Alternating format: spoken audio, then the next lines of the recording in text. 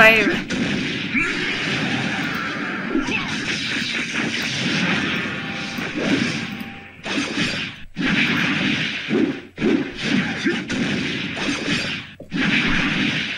Sắp hết rồi.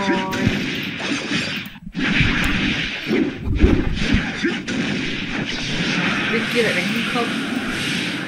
Viên ngáo ngơ hôm nay đánh cũng được đồ đế rồi đánh tiếp.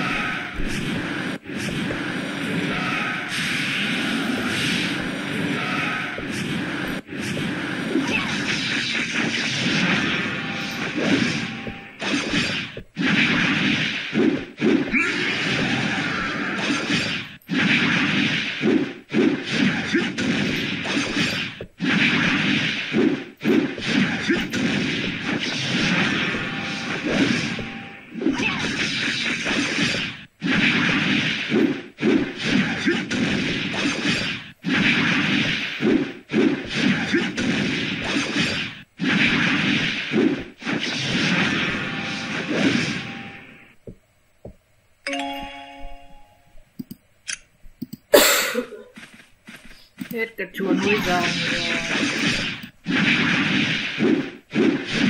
Lên vẫn không lên được.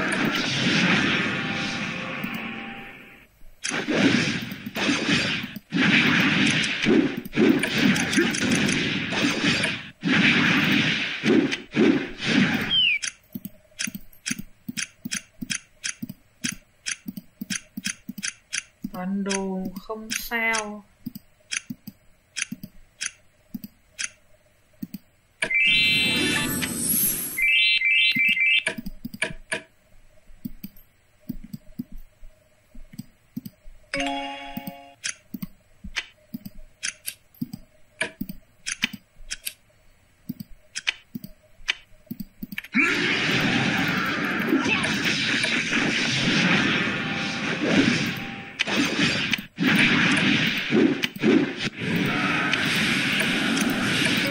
Cho gia hạn ở cái chỗ